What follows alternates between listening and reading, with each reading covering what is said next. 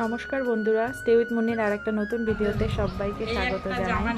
দূর দূরান্ত কাছে থেকে যে ভিডিওটা এই মুহূর্তে দেখছেন সবাইকে জানাই আমার আন্তরিক অনেক ধন্যবাদ এবং অনেক ভালোবাসা। তো ভিডিওটা শুরু করা যাক। আজকে হচ্ছে সকালবেলা থেকেই আমার রুমটাকে ডিপ ক্লিন ঠিক নয়, কারণ ছোট্ট 3 মাসের অংশনাকে কোলে নিয়ে আর একটা বড় বাচ্চাকে নিয়ে ঘর ডিপ ক্লিন করার এখনও আমাদের সময় হয়নি। তবে যতটা পরিমাণ ঘরটাকে পরিষ্কার রাখার চেষ্টা করছি। আগের দিন ব্লগে দেখিয়েছিলাম অর্ধেকটা, আর আজকে অর্ধেকটা দেখাচ্ছি। এই সময় বেড কভার থেকে শুরু করে সমস্ত জিনিসগুলো তুলে নিচ্ছি। সকালবেলা অংশনা এখন বাবার কোলে রয়েছে। আর এই কটা দিন আমরা এতটা পরিমাণে রাত জাগছি যে নিজেদের শরীর ভীষণ ক্লান্ত, কারণ প্রচণ্ড গরম পড়ে গেছে। আর অংশনার কলিক পেন শুরু হয়ে গেছে। আমি প্রথমে ভেবেছিলাম যে অংশনার হয়তো এই পেট ব্যথা করবে না, কারণ আমার বড় ছেলের পেট ব্যথাটা কিন্তু সেইভাবে করেনি।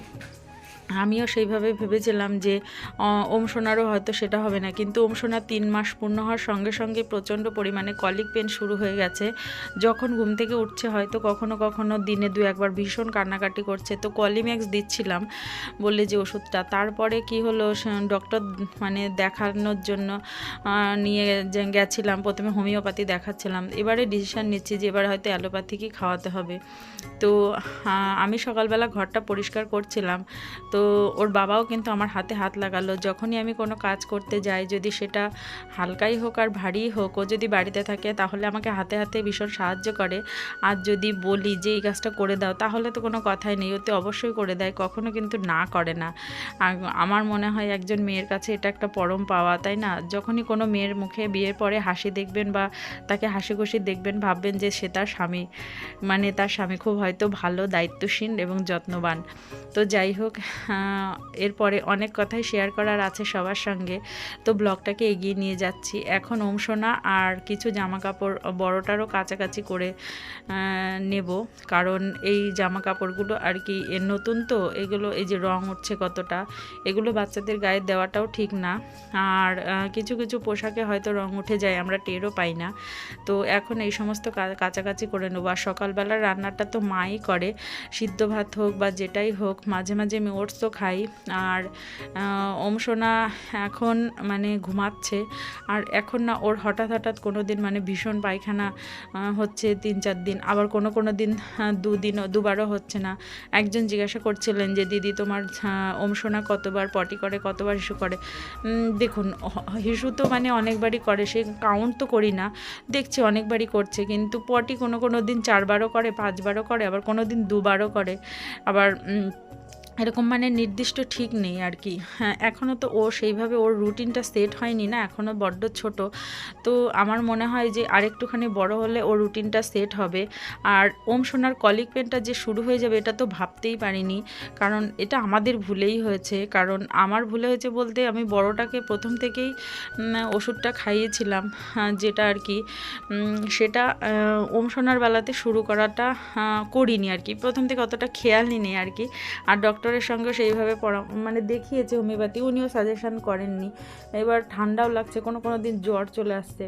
তো দেখো, আমি স্নান টান করে এবার জামা কাপড় মেলে যে দুধ নিয়ে আসলাম, কারণ দুধটা জাল দিয়ে আর কি আড়ন খাবে। এবার রান্না করতে চলে এসেছি। আর দুপুরবেলা অংশনাকে স্নান টান করে একটু কান্না করেনি, এবার রান্না করতে চলে এসেছি। এত তাড়াহুড়ো থাকে, যাদের ছোট বাচ্চা তারা অবশ্যই জানেন যে একটা বাচ্চার প্রতি কতটা লেবার দিতে হয়।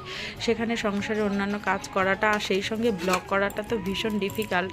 অবশ্য ডিফিকাল্টও বলবো না, কারণ এখনকার যুগের অনেক মেয়েরাই আমার চেয়ে অনেক বেশি কাজ করেন, এবং তারা সবাই সমান তালে কিন্তু সুন্দর ব্লগ ভিডিও বানাচ্ছে। আমি অনেকের ব্লগ ভিডিও মাঝে মাঝে দেখি যে আমার চাইতেও ওরা অনেক কঠোর পরিশ্রম করে। আসলে আমরা মেয়েরা ভীষণ পরিমাণে পরিশ্রম করতে পারি যদি আমরা একটু উৎসাহ পাই, তাই না?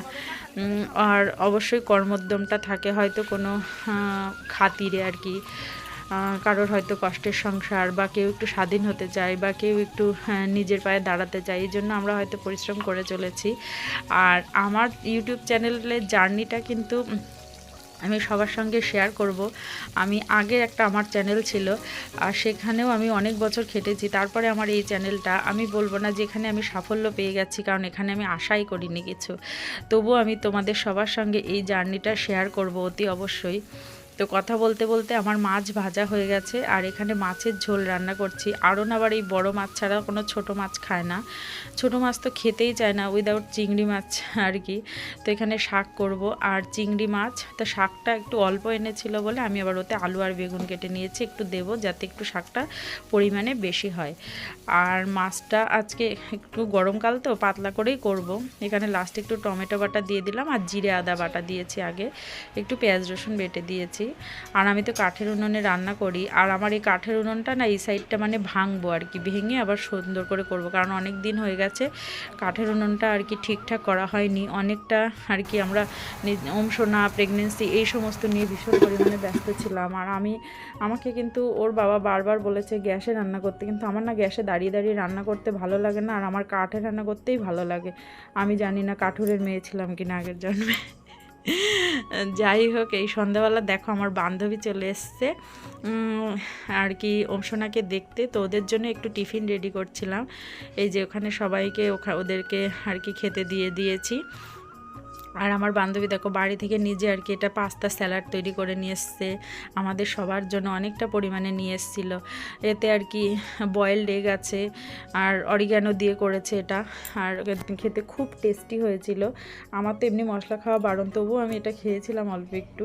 আর এইখানে করে নিয়ে এসছে হচ্ছে মিল্ক শেক, তার মানে আরনের জন্য এই ওয়াটার বটলটা নিয়ে এসছে। আরও অনেক কিছু নিয়ে এসছে, মানে মিষ্টি নিয়ে এসছে, মানে ভিডিওতে বললে হয়তো অনেকটা বলা বাহুল্য হবে। আর এই মিল্কশেকটা আমি এখন একটু সবাইকে দিয়ে দিচ্ছিলাম, তো প্রথমে আমি একটু ঢেলে খেয়ে দেখলাম যে এটা কতটা কেমন আর কি। এত জিনিস নিয়ে এসছে, হ্যাঁ আমার বান্ধবী তো, তোর বন্ধু আমার বান্ধবী। এই একটা জামা নিয়ে এসছে অংশনার জন্য, এটার সাথে এটা প্যান্ট, আর এইটা হচ্ছে আর একটা জামা, এটা অংশনার জন্য নিয়ে এসছে, আর এটা আরনের জন্য এনেছে। এই প্যান্ট আর এই এনেছে, আরও নিয়ে এসছে কি ওই তো দেখালাম তো ভিডিওতে। আমার মিষ্টি নিয়ে এসছে, মিষ্টিটা আর দেখানো হয়নি। এই সেই ইয়েটা খা। অংশনা আবার বিকালবেলা থেকে প্রচণ্ড কান্না করছিল, ওই জন্য আমরা ভাবছিলাম যে আর না দেরি করে লাভ নেই, তাহলে এবার ওকে ডক্টরের কাছে নিয়ে যাই। তো কোনো রকমে তড়িঘড়ি করে রেডি হয়ে নিয়েছি, আর অংশনাকেও রেডি করে নিয়েছি। এবার ডক্টরের কাছে এসেছি, শুনছি যে ডক্টর আর কি চলে গেছে। তো বললো যে বসো পাশের একটা মানে ক্লিনিক থেকে দেখে আবার ডাক্তার আসবে। তো ওখানে অনেকক্ষণ মানে গরমের মধ্যে অপেক্ষা করাটা ভীষণ ডিফিকাল্ট বাচ্চাদের নিয়ে। এবার অংশনা জানো তো ওখানে গিয়ে এইরকম মানে চুপচাপ ছিল, ওর বাবার কোলে একবার আমার কোলে একবার। এবার আমি না পাখার খোঁজ করছিলাম, পাখাটা নিয়ে যাইনি। তো পাশে একটা দোকানে আর কি পাখা খুঁজতে গিয়ে মানে এত সুন্দর লাগছিল যে আমি আবার একটু ভিডিও করছিলাম, যেখানে কতগুলো মানে মূর্তি ছিল, বেশ দারুণ লাগছিল। তারপরে একটা পাখা অন্য দোকান থেকে একটা পাখা খুঁজে নিয়ে এসে তারপরে অংশনাকে মানে এরকম হাওয়া দিলাম। তো এই দিন দেখিয়েছিলাম অ্যালোপ্যাথি ডাক্তার, তা উনি নিওপেপটিন দিলেন আর হচ্ছে একটা ওই কলিম্যাক্সি দিলেন। তো বাড়ি আসার পরে এই যে সন্ধ্যাবেলা আমি একটুখানি জাফরান ভেজানোর দুধ খাচ্ছিলাম, আর এই যে বাবা কতটা শাক পাঠিয়েছে আমার জন্য, তো এই শাকগুলো বেছে নেব। তো এই সময় না আমার প্রচণ্ড ঘুম পাচ্ছিল, মানে এত ঘুম পাচ্ছিল আমার আর ইচ্ছা করছিল না। তো এইটুকু শাক বাছার পরে আবার ওর বাবা ডাকলো, সোনা উঠে গেছে।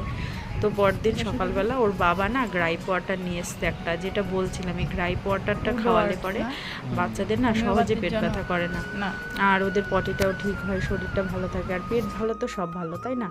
তো এইটাই আর কি খাওয়ালাম। এটা খাওয়ানোর পরে আর কি দেখছি একদিন আজকে তো মোটামুটি ঠিকই আছে অংশনা, তবে মাঝে মাঝে জ্বর আসছে, প্রচণ্ড জ্বর আসছে, আবার জ্বরের ওষুধ খাওয়াচ্ছি, হোমিওপ্যাথির জ্বরের ওষুধই খাওয়াচ্ছি।